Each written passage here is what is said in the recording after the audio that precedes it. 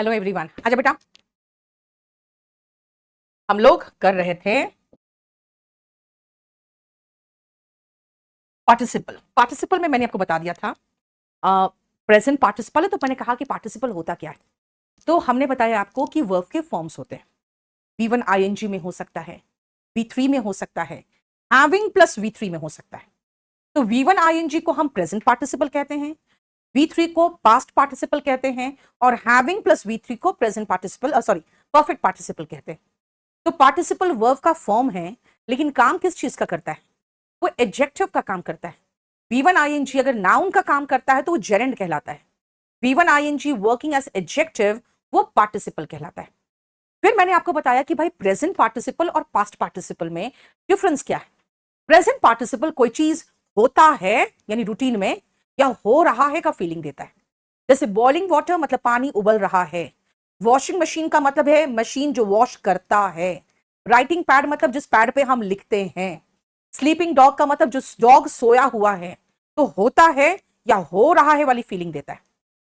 और V3 का feeling देता है खत्म काम, जैसे रिटन डॉक्यूमेंट जो रिटन बन चुका, स्पोकन इंग्लिश जो इंग्लिश बोलने वाली इंग्लिश बन चुकी है ना। तो अगर मैं V3 लगा रही हूं, बॉइल्ड वाटर यानी पानी जो उबल चुका, तो ये तो आपको मैंने बिल्कुल बेसिक कॉन्सेप्ट पढ़ाया। अब मैं आपको बता दूं इसके आगे, और वो है कि प्रेजेंट पार्टिसिपल से क्वेश्चंस कैसे आएंगे। तो एक तो प्रेजेंट पार्टिसिपल से मैंने आपको बता दिया, जो क्वेश्चन आएंगे वो होगा पासिंग मार्क्स और ड्रेसिंग सेंस वाला क्वेश्चन। एक तो वो देख लिया आपने, है ना। साक्षी प्रिया, बेटा जो भी प्रॉब्लम है आप अपने फोन नंबर के साथ लिखोगे तभी ना वो हेल्प करेगा, सोचो खुद ही। अब आपका लैपटॉप में क्लास नहीं चल रहा है तो मैं तो शुरुआत नहीं करा सकती हूँ, जो हेल्प करेगा वो आपके नंबर पे कॉल करना चाहेगा। चलो, बॉइल्ड राइस, यस बॉइल्ड में LED होता है, तो बॉइल्ड का मतलब हो गया जो बॉइल हो चुका। अब आते हैं क्वेश्चन कैसे बनता है, वो जरा पर 2-3 क्वेश्चन देखो।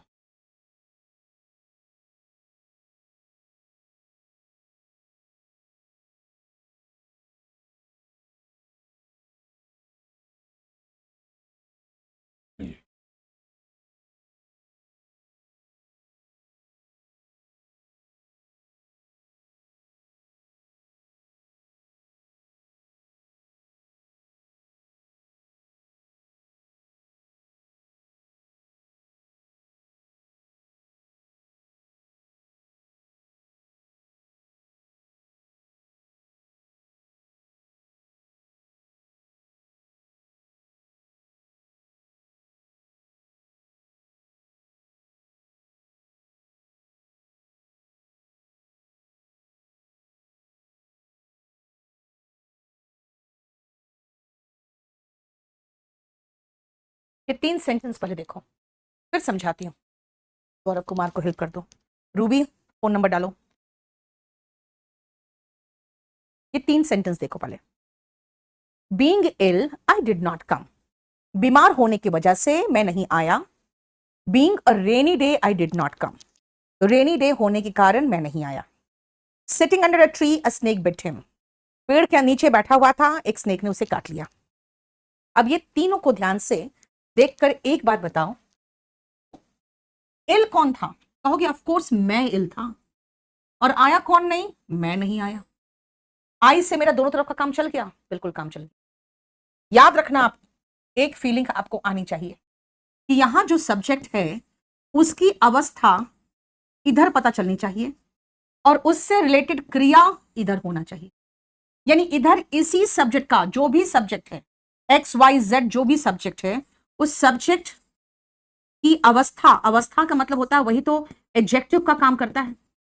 जो भी आपकी अवस्था बताता है, आपके हालात बताता है, आप किस क्वालिटी के वो बताता है, वही तो एडजेक्टिव होता है ना। तो सब्जेक्ट की अवस्था इधर पता चल रही है, मेरी अवस्था क्या थी? इल थी। और इधर इसी सब्जेक्ट की क्रिया, और इस तरफ हमें सब्जेक्ट की क्रिया पता चल रही है ना। दोनों तरफ का काम चल गया, हो गया, ठीक है। अब सुनो, being a rainy day I did not कम। बेटा रेनी डे क्या मैं थी? बोलोगे बिल्कुल नहीं, रेनी डे मैं थोड़ी थी। मैं नहीं आई, हाँ ये सही है कि मैं नहीं आई, ये तो सही है कि मैं नहीं आई। नहीं से आनी, आपको कोई और बैच लेने की जरूरत नहीं। आपको हर चैप्टर के बाद जो मेंस में प्रैक्टिस कराया था मैंने, वो चैप्टर तो डालते जा रही हूं मैं। आप देख रहे हो हर चैप्टर के बाद एक रिकॉर्डेड वीडियो डल रहा होगा, है ना। प्रीवियस ईयर का सारा क्वेश्चन तो मैं डाल ही दे रही हूँ। सुनो, बीइंग अ रेनी डे, यानी रेनी डे होने के कारण, बेटा मैं रेनी डे नहीं हूं, मैं नहीं आई ये तो बोलोगे, यानी आपको ये वाला और ये पोर्शन दोनों सेम सब्जेक्ट का होना चाहिए। ये वाला और ये पोर्शन दोनों सेम सब्जेक्ट का होना चाहिए। अवस्था का मतलब होता है बेटा उसके हालात, है ना, उस किस पोजीशन में है या किस कंडीशन में है वो। ओके, नाउ सी, सेकंड में मैंने कहा आई, रेनी डे था, बोलोगे नहीं रेनी डे आई नहीं था। तो फिर बेटा रेनी डे का सब्जेक्ट कौन था? बोलोगे रेनी डे, डे के लिए खुद आपने पहले बताया हुआ है कि इट से शुरू होता है। जैसे आज संडे है, इट इज संडे टुडे। आज वेंसडे है, इट इज वेंसडे टुडे। आज गर्मी है, इट इज हॉट टुडे। आज बारिश हो रही है, it is rainy day today. यानी इट से शुरुआत करते हैं तो हम अलग से एक सब्जेक्ट इट लगाना पड़ेगा। यानी अगर सब्जेक्ट की अवस्था कोई और सब्जेक्ट की अवस्था दी है तो बेटा सब्जेक्ट लिखना पड़ेगा जिसकी अवस्था है। ठीक है, दोनों तरफ अगर सेम सब्जेक्ट है तो आप ये सब्जेक्ट गायब कर सकते हो, लेकिन अगर सब्जेक्ट सेम है तभी गायब होगा। सब्जेक्ट जिसकी अवस्था बताई जा रही है वो अलग है और जिसकी क्रिया बताई जा रही है वो अलग है, तो दोनों तरफ अपना अलग अलग सब्जेक्ट लगाओ। जैसे sitting under a tree a snake, भाई स्नेक बैठा हुआ था क्या इधर? नहीं भाई, कहोगे स्नेक नहीं बैठा था, स्नेक ने तो काट लिया, बैठा हुआ तो ये व्यक्ति था, बैठा हुआ तो ये लड़का था, स्नेक ने काट लिया, स्नेक थोड़ी बैठा हुआ था। अगर मैं कहूं स्नेक नहीं बैठा था तो तुम यहां कहीं पर भी ही का जिक्र किए हो कि मैं मान लूं कि ही बैठा हुआ था? आगे कहीं भी ही का जिक्र है? Nowhere he is mentioned here. आपको क्या करना पड़ेगा? You will have to put he somewhere. कहां करें? Somewhere here. अब अगर मैं खाली ही लगा दूं तो सेंटेंस हो जाएगा क्या? ही सिटिंग अंडर अ ट्री? नहीं होगा, अच्छा नहीं लगेगा। आपको एक स्ट्रक्चर ढंग का बिठाना पड़ेगा। while he was, तो फिर सिटिंग कैपिटल लेटर में नहीं रहेगा, वैसे बीइंग भी कैपिटल लेटर में नहीं रहेगा, फिर तो दोनों स्मॉल हो जाएगा, बी भी और सिटिंग भी। देखो, और ये बेटा बहुत इंपॉर्टेंट पॉइंट है कि अगर सब्जेक्ट के बारे में अवस्था भी दी गई है और उसका सेम एक्शन दिया गया है तो एक बार हम लगा देंगे तो काम चल जाएगा। लेकिन अगर दोनों अलग अलग है, जिसकी प्रेजेंस दी गई है, जिसकी कंडीशन बताई गई है, वो सब्जेक्ट अलग है, तो भाई खुद सोचो ना, कॉमन सेंस की बात है। मुझे क्या सपने आएंगे कि रेनी डे का कौन है सब्जेक्ट? मुझे क्या सपना आएगा यहाँ पे कि भाई सब्जेक्ट दिए ही नहीं हो तो मैं कहां से लगाऊं? हाँ, it being a rainy day एक थोड़ा सा अलग सा सब्जेक्ट लग रहा है आपको, क्योंकि इज एम आर के बाद बीइंग नहीं आता, क्योंकि बी के फॉर्म के बाद बीइंग अच्छा नहीं लगेगा यहाँ पे, इसीलिए आपको फिर लिखने की जरूरत नहीं पड़ रही है, इट इज बीइंग। लेकिन यहाँ पे मुझे प्रॉपर टेंस बनाना पड़ गया। अब इस तरह के क्वेश्चंस देखें, इस तरह के questions,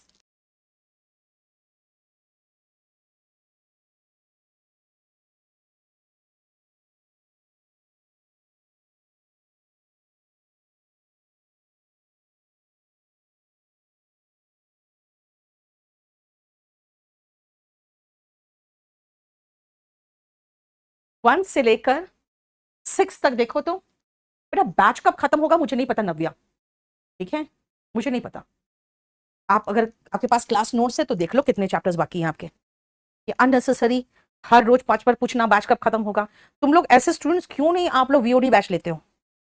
Shraddha, thank you so much Shraddha. Being it, नहीं नहीं नहीं हरिश्चंद्र, बेटा बीइंग के बाद इट ठीक नहीं लगेगा। पीयूष, चलो 6-7 सेंटेंस बताओ, बनाओगे ना? अभी मैं समझा दूंगी आपको। रितिका, स्पोकन की क्लास बेटा इंग्लिश स्पोकन 23 प्लस वीओडी लेना, अगर लेना हो तो 1500 वाला लेना। रुचि, अभी और क्वेश्चन करोगे बेटा आपको समझ में आ जाएगा, करो तो सही। आर्यन, बेटा वॉल्यूम 1 अब आपको पढ़ने की जरूरत नहीं है, आपको वॉल्यूम 1 के पीछे के क्वेश्चंस करो पहले। अनिलेश, बेटा पार्टिसिपल का मतलब एडजेक्टिव होता है, वर्ब का फॉर्म जो एडजेक्टिव का काम करे। राहुल, इन्फिनिटिव का अभी डाल दूंगी ना, इन्फिनिटिव जेरंड पार्टिसिपल एक साथ डाल दूंगी। गुरुदेव, बेटा बहुत लोगों के साथ यही सेम प्रॉब्लम है, आप अभी पढ़ो। देखो जिंदगी में कभी इंग्लिश नहीं पढ़ा, अब एकदम तुरंत हड़बड़ाओगे तो नहीं चलेगा। ये 7 नंबर छोड़ देना, हालांकि मैं समझा दूंगी, जल्दी करो।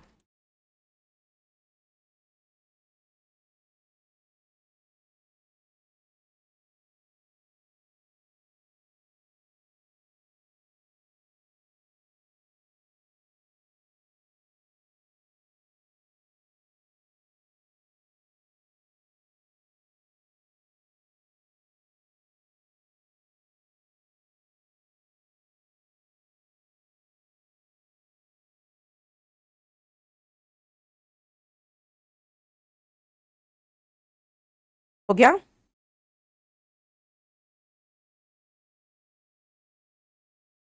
चलो, यस माही, ये सारा का सारा लोड तो हो ही जाएगा आपका। देखो पार्टिसिपल लोड हुआ है कि नहीं, नहीं लोड हुआ तो लोड कर दो। सुनो, being a rainy day I could not come, मैंने बताया था कि भाई रेनी डे मैं नहीं हूं, इसीलिए it being a rainy day आएगा। Standing at the top of the hill, the houses below were hardly visible. मेरा मकान जो थे ना वो तो नीचे थे और मैं हिल के ऊपर खड़ी थी। इसका मतलब ये जो हिल है, इस हिल के नीचे यहां पे मकान थे। और standing at the top of the hill, hill पर खड़ा मकान नहीं था, मकान तो यहां बिलो थे। तो कौन खड़ा था? तो बोलोगे वाइल आई वॉज स्टैंडिंग, या क्योंकि मैं ऊपर खड़ी थी। एज आई वॉज स्टैंडिंग, चाहे वेन आई वॉज स्टैंडिंग, चाहे वाइल आई वॉज स्टैंडिंग। क्योंकि खड़ा कोई और था, मकान नीचे जो था वो हार्डली, मुश्किल से दिख रहे थे। तो पहाड़ के ऊपर मकान नहीं खड़े थे, मकान तो नीचे थे। ठीक है। Being very dark, the visitors found it difficult to locate the switch. Being very dark, the visitors dark थोड़ी थे भाई, वो रात अंधेरी थी। और आपको पता है ना, डे के लिए इट लगाते हैं, है ना, उस स्थान के लिए हम इट लगाएंगे। It being very dark, the visitors found it difficult to locate the switch. क्योंकि बहुत अंधेरा था वहां पे, इसीलिए विजिटर्स को स्विच लोकेट करना मुश्किल हो गया। Being a rainy day we didn't go out, भाई हम बाहर नहीं गए, रेनी डे था, it being a rainy day. दिन के लिए हम इट ही तो लगाते हैं। Riding across the battle field, the famous Bhishma. बेटा एक तो द हटाओ, क्योंकि प्रॉपर नाउन के साथ हम आर्टिकल नहीं लगाते, प्रॉपर नाउन के साथ आर्टिकल नहीं लगाते। और इसका आंसर एक बार चेक करना, शायद नो एरर दिया हुआ है। अच्छा एक बात बताओ, बैटल फील्ड यानी कि युद्ध का जो मैदान था, उसमें राइड करता हुआ घोड़े पर कौन गुजर रहा था? भीष्म। और भीष्म ने क्या पाया? उसने देखा, क्या देखा? A large number of dead warriors, warriors मतलब योद्धा, यानी नंबर ऑफ योद्धा ऐसे लेटे हुए थे जो मरे हुए थे। तो भीष्म में ही राइड कर रहा था बैटलफील्ड में, और भीष्म ही देखा। तो दोनों तरफ का काम मेरा भीष्म से चल गया। इसीलिए मुझे यहाँ पे इन्फिनिटिव, जेरेंट, पार्टिसिपल, इन किसी का मिस्टेक नहीं दिखा, मुझे तो यहाँ आर्टिकल का मिस्टेक दिखा। कि जब भी हम प्रॉपर नाउन लगाते हैं तो प्रॉपर नाउन के साथ आर्टिकल नहीं लगाते। ठीक है। द ग्रेट भीष्म कह सकते थे। वाइल का मतलब के दौरान, जब मैं खड़ी थी, when I was standing, while I was standing, क्योंकि मैं ऊपर खड़ी थी इसलिए मकान नहीं दिख रहे थे। As I was standing. ठीक है, कुछ भी लगा दो। Being a holiday we went out, भाई हॉलीडे के लिए भी तुम तो इट लगाएंगे। ठीक है, क्योंकि हम बाहर गए। चलो, 7 तो खैर ऐसे ही छोड़ दो आप, और नहीं भी छोड़ोगे तो भी मैं बता तो दूंगी, लेकिन पहले मुझे बहुत सारे क्वेश्चन। अब 8 से लेकर 12 तक करो, 8 से 12 तक। रौनक, कॉम्प्रिहेंशन ऑफ क्लोज टेस्ट, कुछ वहां पे लोड भी होंगे, नहीं लोड है तो लोड करवा दूंगी मैं पुराने वाले सारे, बाकी नए कुछ करवाऊंगी या फिर आपको।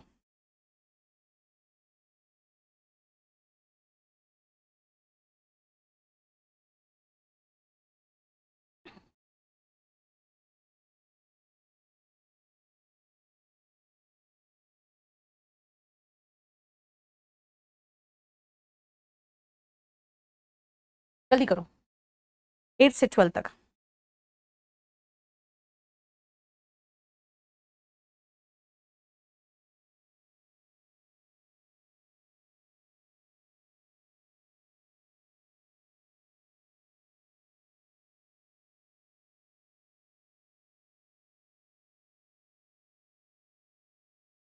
नहीं हाँ करा दूंगी मैं जल्दी बेटा, अभी पहले ये खत्म कर लो, ये बहुत छोटा सा चैप्टर है।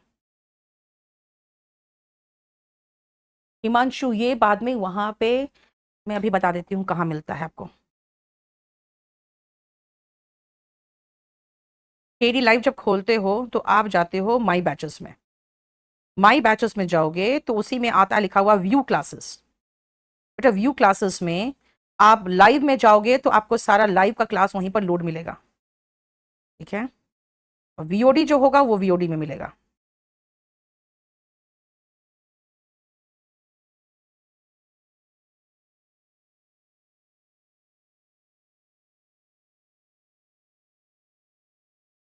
ग्रामर, टेस्ट सीरीज, वोकैबुलरी सब अलग अलग है। आप अपने में जाओ ना, माई बैचेस में, वहीं पर आपका बैच खुल जाएगा, व्यू क्लासेस में चले जाओ फिर। रौनक मैंने करवा रखा है, एक बार जाकर देख लेना। अब सुनो, visitors to the zoo are amused by the monkeys. उन मंकीज के द्वारा मनोरंजित होते हैं कौन? विजिटर्स। और कैसे monkeys? Monkeys which who are playing. तो monkeys playing in the cages होगा, है ना? क्यों? क्योंकि मंकीज जो खेल रहे होते हैं केजेस में, मंकीज प्लेइंग इन द केजेस। आप जरा इस तरह के स्ट्रक्चर को समझने की कोशिश करो। जैसे अगर मैं कहूं, जो लड़की बास्केट लेकर जा रही थी, इसका ट्रांसलेशन क्या होगा? जो महिला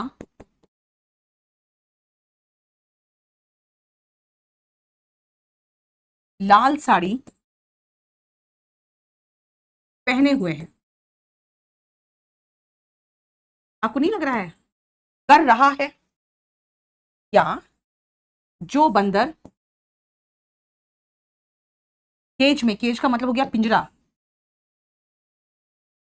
पिंजरे में खेल रहे होते हैं। बताओ इसका ट्रांसलेशन कैसे करोगे? यहां पे आपको प्रेजेंट पार्टिसिपल की जरूरत होगी।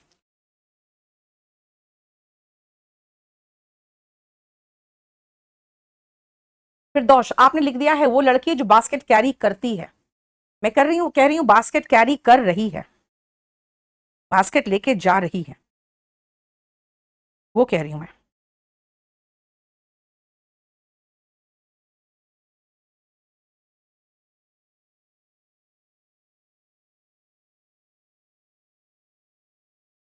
अम्यूज का मतलब होता है बेटा किसी को मनोरंजक फील कराना, है ना, एंटरटेन करना।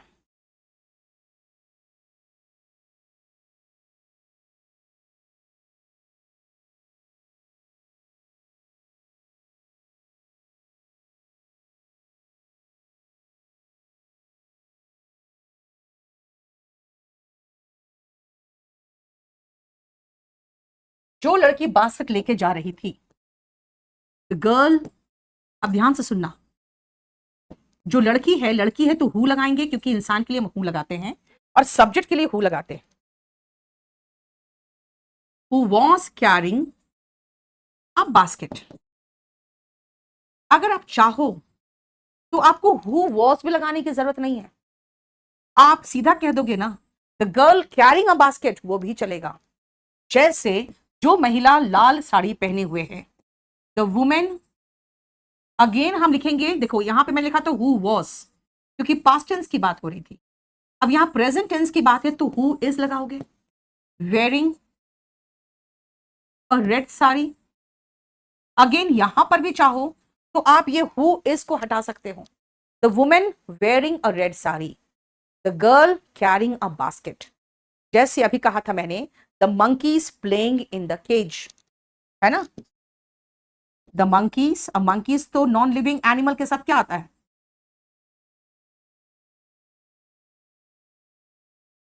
नॉन लिविंग एनिमल्स के साथ हम हु नहीं विच लगाते। Which are playing in the cage.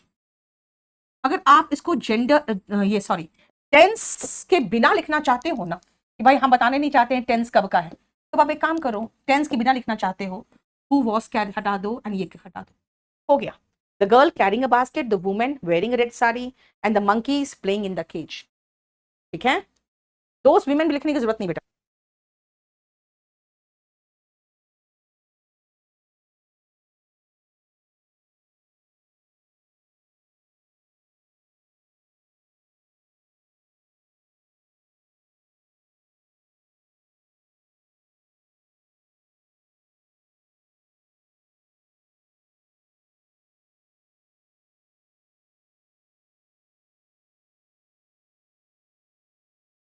Those women मतलब वो महिलाएं, छोड़ो ना यार। दिस मीन्स अगर आप इनको हटा दो तो भी चलेगा, इनको लगा दो तो भी चलेगा।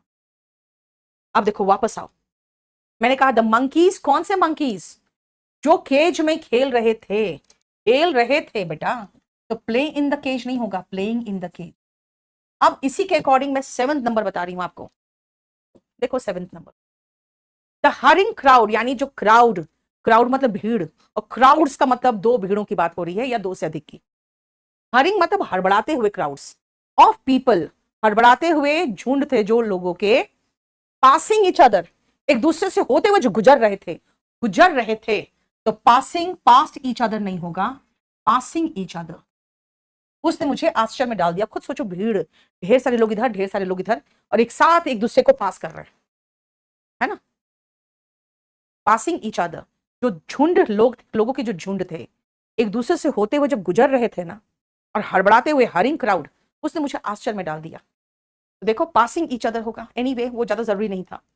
अब आओ, being a sunny day I decided, भाई सनी डे मैं नहीं हूं, डे के लिए हमेशा इट आता है।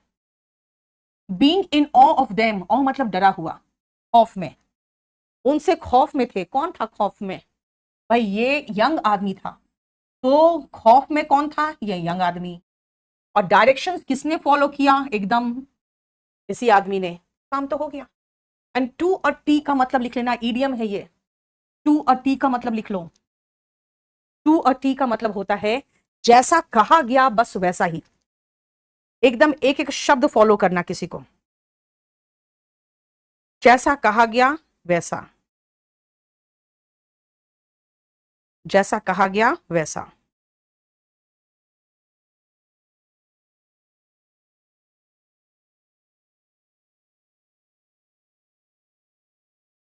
जैसा कहा गया वैसा। 7th और 8 कैसे लिंक्ड है? गुजरते हुए लोग, crowd of people passing each other. देखिए, खेलते हुए बंदर, the monkeys playing in the cages. Obscure का मतलब होता है बेटा धुंधला, जो दिखाई ना दे ठीक से। हो गया। Riding upon his horse the tiger, भाई टाइगर नहीं राइड कर रहा था, टाइगर जंप किया, राइड थोड़ी कर रहा था टाइगर। अब बताओ, जो मीनिंग मैं समझ रही हूं उसके हिसाब से इन चारों ऑप्शन में कौन हो सकता है?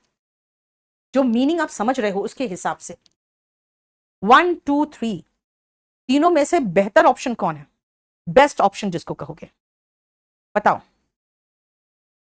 Jitendra, the monkeys were playing, तो बेटा हो गया सीधा सीधा टेंस। मैं कह रही हूं वो बंदर जो खेल रहे थे, the monkeys playing in the cage होगा। टेंस काहे बना रहे हो तुम? 12 का बताओ। 2 पक्का? सबने 2 लिखा है, very good. The tiger jumped at him, tiger उस पर कूद पड़ा। कब? While he was riding upon his horse, जब वो अपने हॉर्स को राइड करता हुआ लेके जा रहा था। तो बस बिल्कुल सही लिख दिया, बहुत सही, बिल्कुल सही है। 13 14 एंड 15 करो। 13 14 एंड 15 जल्दी करो बेटा, आपकी मर्जी। वॉल्यूम 1 फ्लिपकार्ट में भी मिलेगा, केडी पब्लिकेशन में भी मिल जाएगा, यहां तक कि यूट्यूब में भी मिल जाएगा।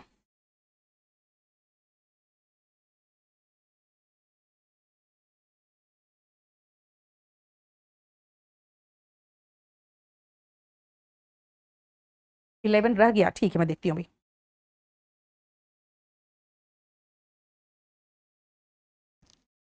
थर्टीन का आंसर बताओ, एग्जैक्ट जो बोलना चाह रहे हो 13 में, वो कौन सा है जो एकदम मीनिंगफुल है? Third, walking along the road an old man run over the lorry. Lorry मतलब ट्रक टाइप का कुछ हो गया।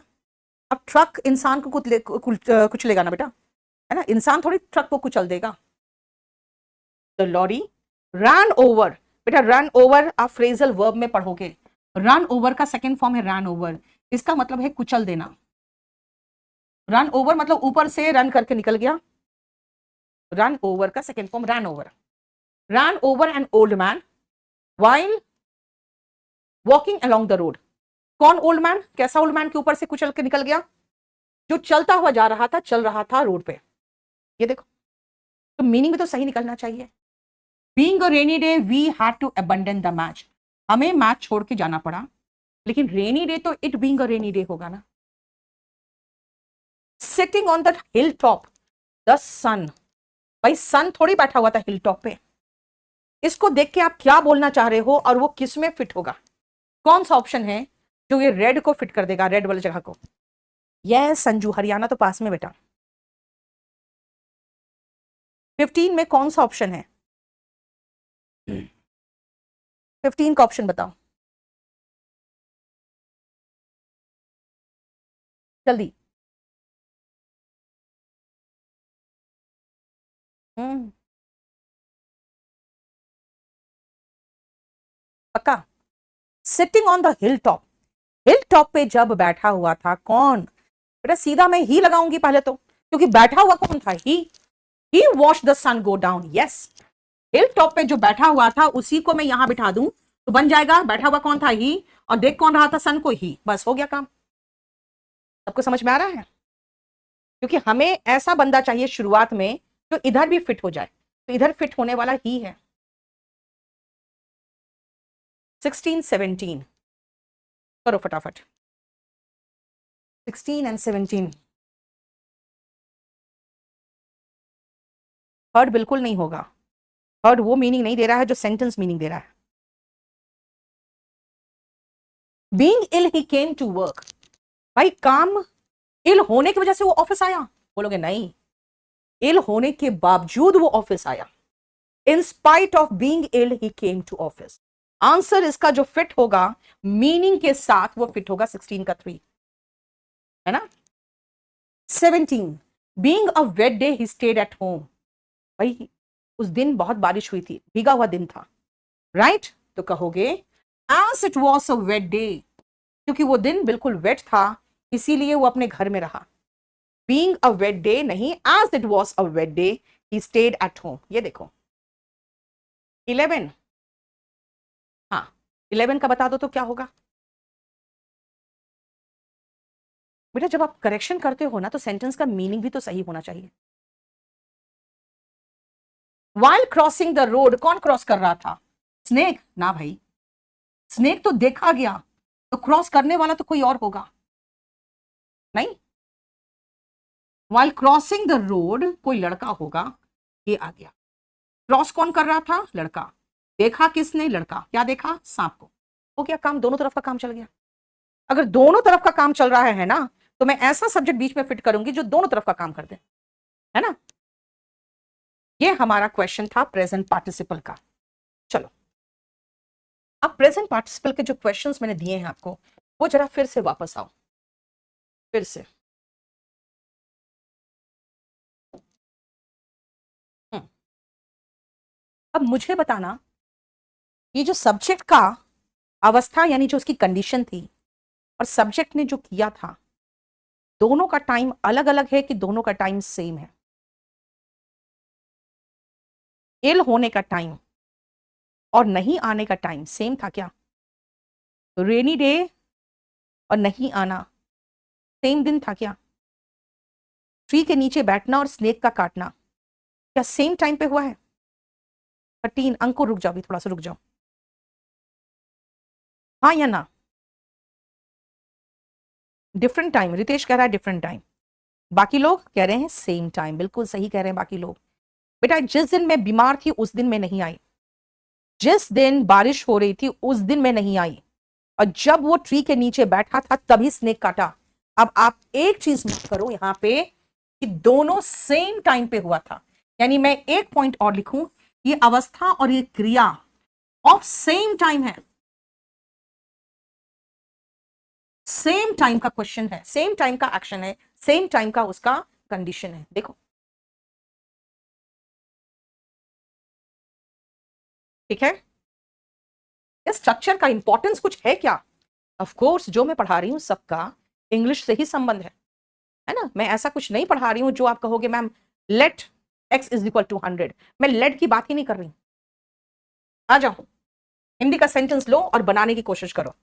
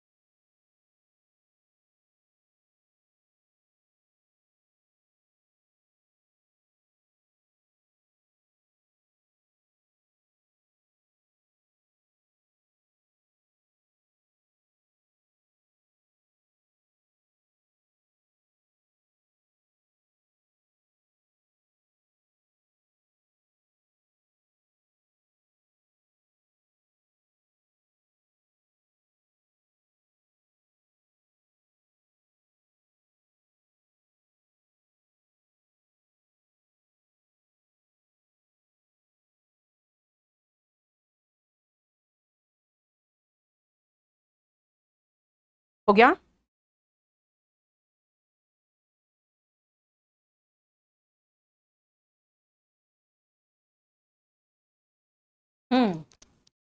मेहनती होने के कारण सभी परीक्षाएं उसके लिए बहुत आसान थी।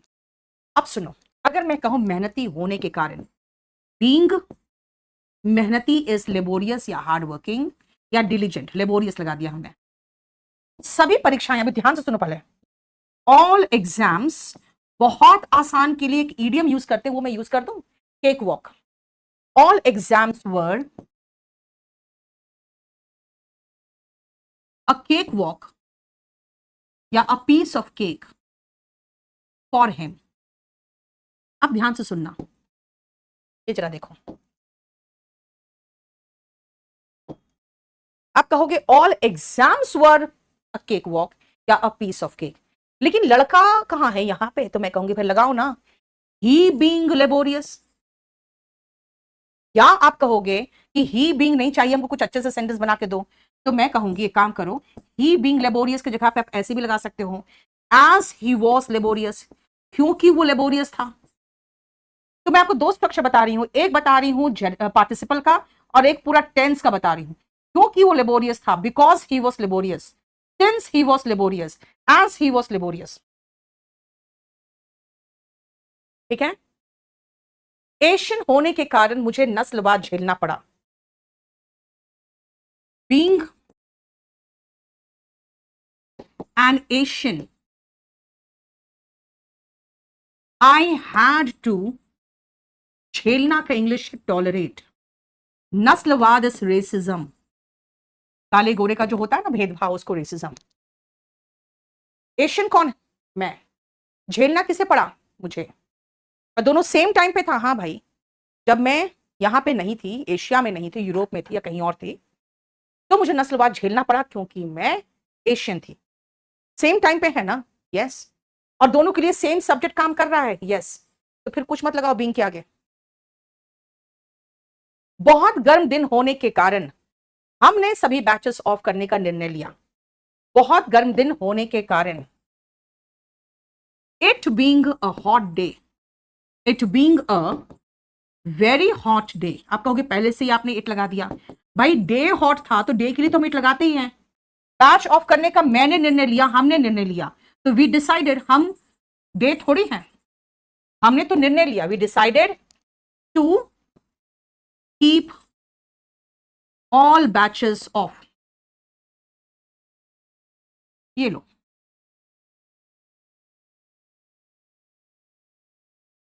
ठीक है? ये बताओ समझ में आया आपको?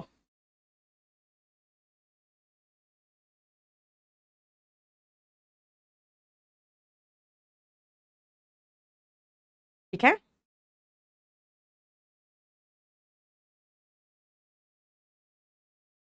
और ये हमारा खत्म हुआ प्रेजेंट पार्टिसिपल। प्रेजेंट पार्टिसिपल में हम वर्ब का आईएनजी फॉर्म लगाते हैं, और उसकी अवस्था और उसका एक्शन दोनों सेम टाइम पे होता है। ठीक है? और इस तरह के सेंटेंस बेटा आप बोलते हो जिंदगी में, सारे काम के सेंटेंसेस बनवा रही हूं मैं आपसे। अब आओ past participle.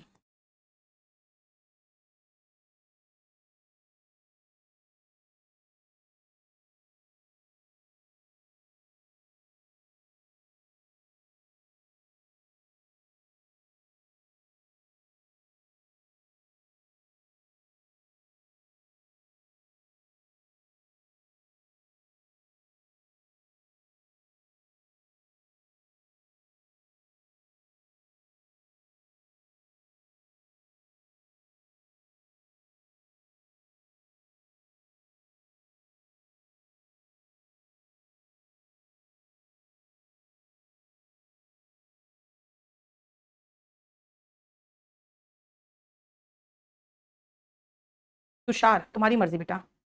I had to tolerate का मुझे मतलब है मुझे टॉलरेट करना पड़ा, वही ना दिए हैं यार, और क्या दिया हुआ है मैंने? झेलना पड़ा, पड़ा का मतलब तो वही होता है ना बेटा।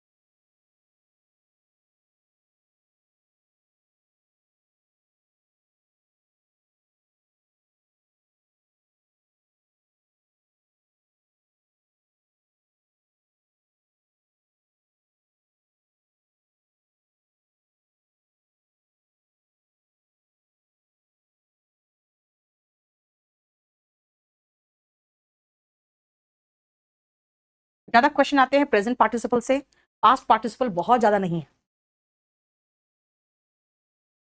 बेटा बीइंग का मतलब होना, होने की वजह से, बीइंग का मतलब होना।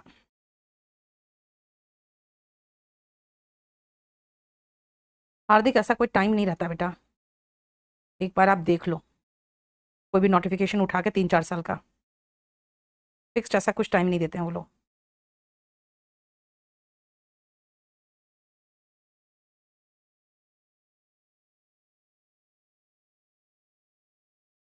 हो गया? अब जरा ध्यान से देखो, driven by poverty he decided to leave his village. बेटा गरीबी से त्रस्त होके उसने विलेज छोड़ने का निर्णय लिया। ये दोनों सेम टाइम पे नहीं हुआ। पहले गरीबी ने उसे परेशान कर दिया बुरी तरह से, उसके बाद उसने गांव छोड़ने का निर्णय लिया। जरा देखो ध्यान से, आपको महसूस होगा कि दोनों सेम टाइम पे नहीं हुआ है। जो फर्स्ट एक्शन है ना, उसके बाद सेकंड एक्शन हुआ है। ध्यान से देखो, ठीक है?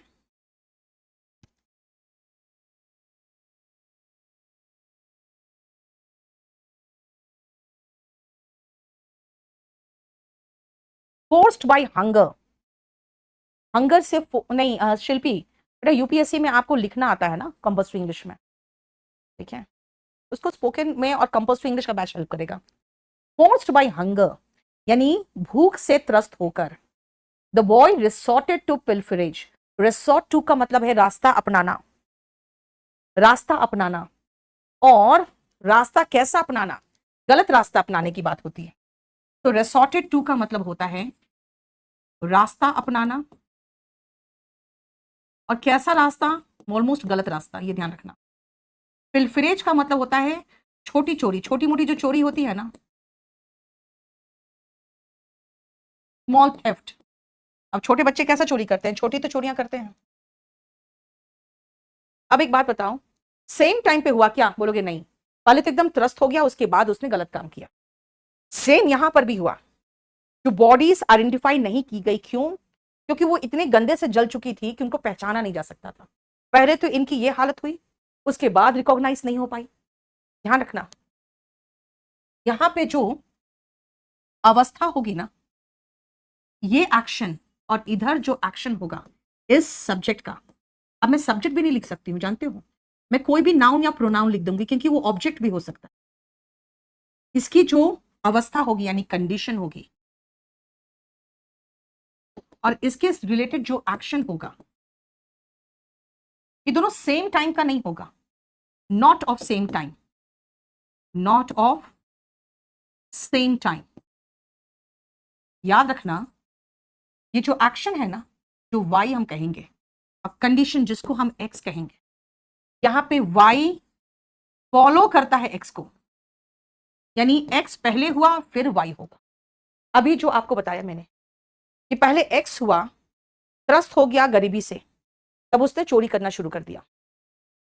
बॉडीज जल के एकदम राख हो चुकी थी, इसीलिए पहचानी नहीं जा सकी। बिल्कुल गरीबी से त्रस्त हो गया था, इसलिए गांव छोड़ दिया। ये दोनों अलग अलग टाइम का है। ऐसे कंडीशन पे आप यहां पे वर्ब का थर्ड फॉर्म लगाओगे, और यही तो पास्ट पार्टिसिपल है।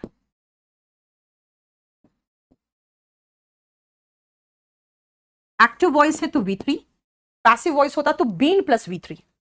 एनीवे आप यहां देखो, आपको महसूस होगा तीनों V3 फॉर्म में। ज्यादा इससे क्वेश्चंस नहीं होते, लेकिन फिर भी समझना तो पड़ेगा ना, present participle and past participle, और सेम टाइम का नहीं था।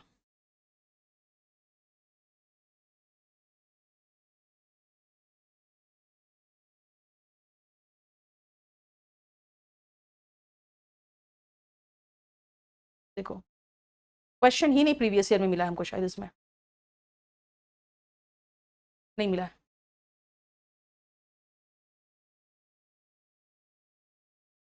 चलो मैं आपको दे देती हूँ, एक क्वेश्चन पूछ लेती हूँ।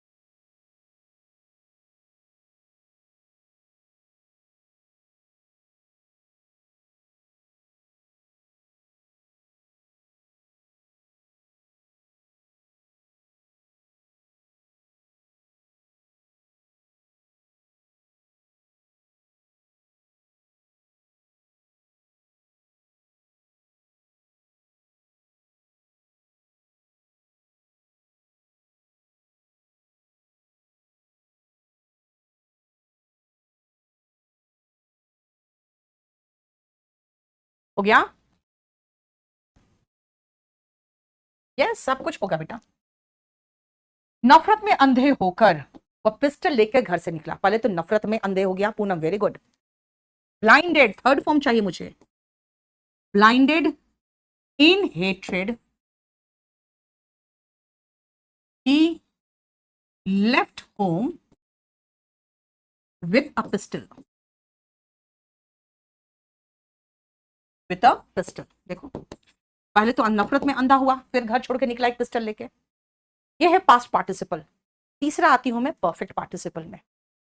मेरा परफेक्ट पार्टिसिपल में ना आपको दोनों सेंटेंस बिल्कुल अलग अलग सब्जेक्ट के साथ दिखेगा, और दोनों एक्टिव वॉइस यानी टेंस जो पढ़े उसमें दिखेगा। उनको जोड़ने का तरीका मैं आपको सिखाऊंगी परफेक्ट पार्टिसिपल में। हालांकि परफेक्ट पार्टिसिपल से भी कोई खास क्वेश्चन नहीं होता, पास्ट प्रेजेंट पार्टिसिपल से ज्यादा क्वेश्चन होता है।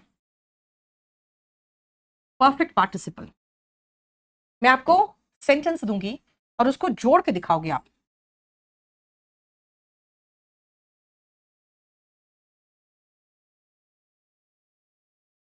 ये दो सेंटेंसेस दिया है मैंने आपको। परफेक्ट पार्टिसिपल मैंने आपको बताया था हैविंग प्लस V3 होता है।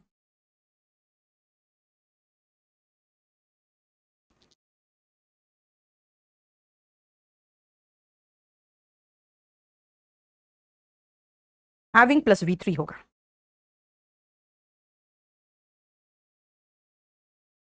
और दोनों आपको टेंस में दिखेगा। बेटा V3 से हम तब शुरू कर रहे हैं ना जब वो पैसिव वॉइस का फीलिंग दे, कोई अवस्था बताने की फीलिंग दे। यहाँ कोई अवस्था नहीं बताई जा रही है।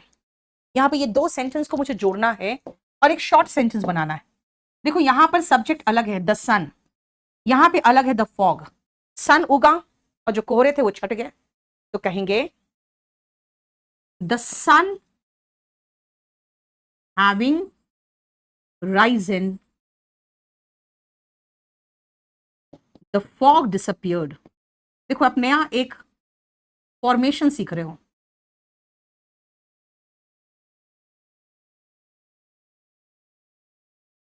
The sun having risen, the fog disappeared। ये देखो राइस रोज राइजन होता है बेटा, रोजन नहीं होता है। फिर से दो सेंटेंस और दो यार, ये क्या,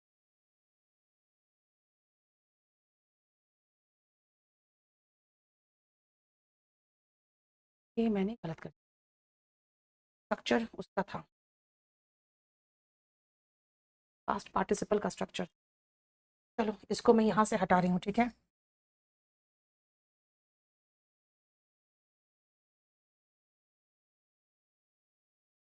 ये स्ट्रक्चर था पास्ट पार्टिसिपल का।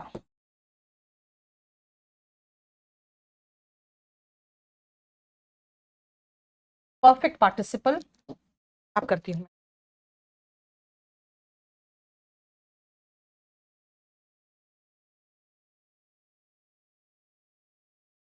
Having plus V3।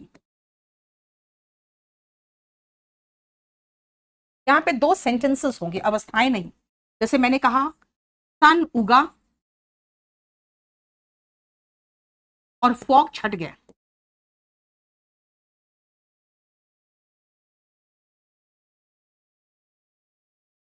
दूसरा मैं देती हूं वो फेल हो गया।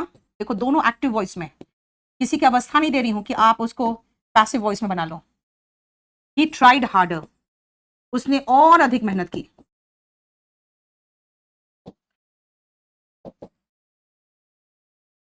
तीसरा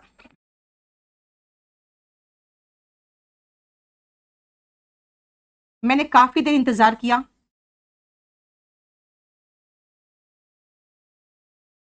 कोई मेरी अवस्था नहीं है, इसलिए V3 की जरूरत नहीं है। V3 जो होता है ना बेटा वो अवस्था भी बताता है। I left, I waited for a long time, I tried even harder.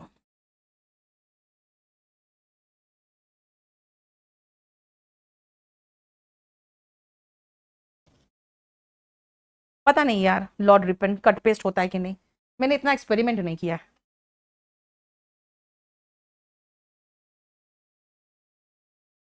When के साथ देन आता ही नहीं है शिवा, वेन का जोड़ा देन होता ही नहीं है।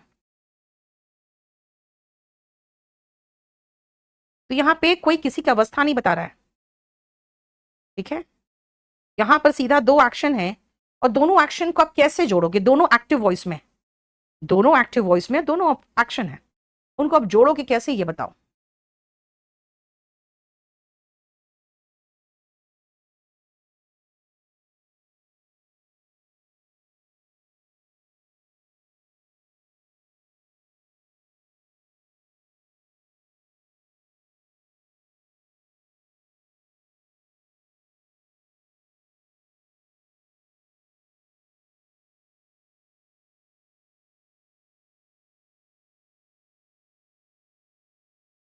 मैंने जैसा आपको बताया ना पहला, सारा वैसे ही करोगे।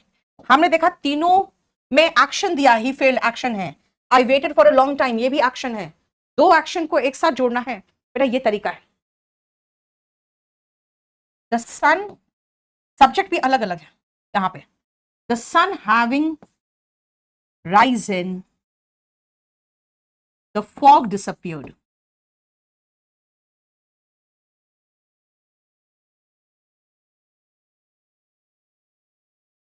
ही फेल्ड, ही ट्राइड हार्डर। बेटा वो फेल कर गया और उसने ज्यादा कोशिश की, लेकिन व्यक्ति तो सेम है, तो इसीलिए हमें आगे सब्जेक्ट अलग से लगाने की जरूरत नहीं है, बीच का सब्जेक्ट दोनों का काम कर जाएगा। Having failed,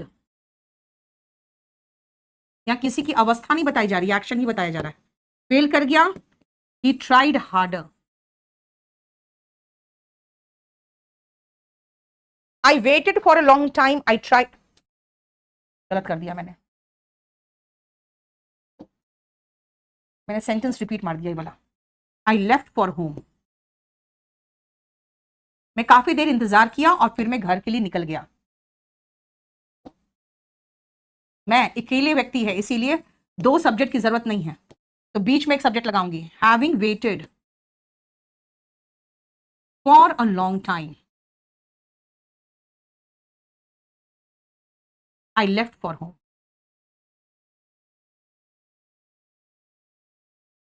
having waited for a long time, I left for home.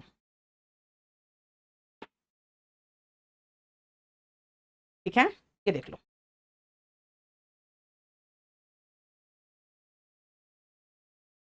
Clear?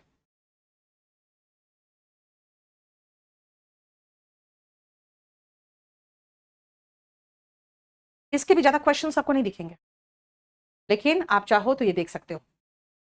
5, 6, 7, 8।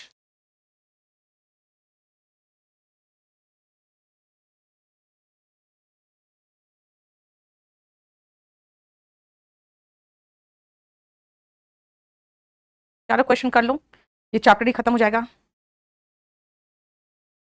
Vanshika distance से करने के बाद क्यों नहीं कर सकती हो? खाली देखना आपका यूनिवर्सिटी रिकॉग्नाइज्ड हो, जितने भी मान्यता प्राप्त यूनिवर्सिटी है बस उन्हीं से करना और कुछ नहीं।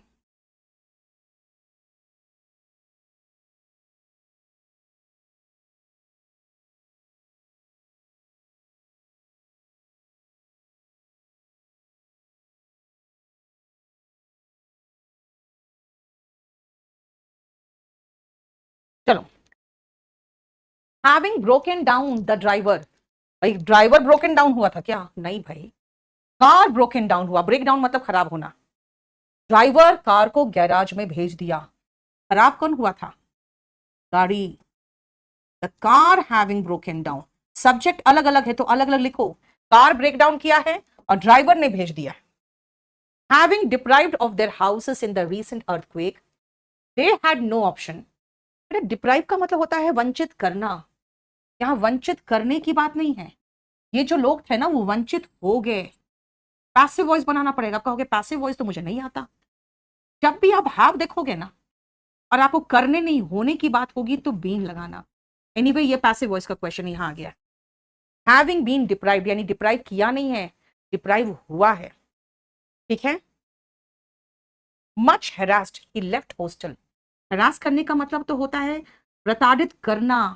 भाई ये जो लड़का था वो प्रताड़ित किया नहीं है, वो प्रताड़ित हुआ है। ठीक है। एनीवे 7th नंबर क्वेश्चन छोड़ो, ये तो सब पैसिव वॉइस का क्वेश्चन आ गया। हैविंग, जस्ट हैविंग के बाद तो टेकिंग आता ही नहीं है, ये ध्यान रखना। एक्टिव वॉइस हो, पैसिव वॉइस हो, कुछ भी हो, हैव के बाद वर्ब का थर्ड फॉर्म आता है, ठीक है।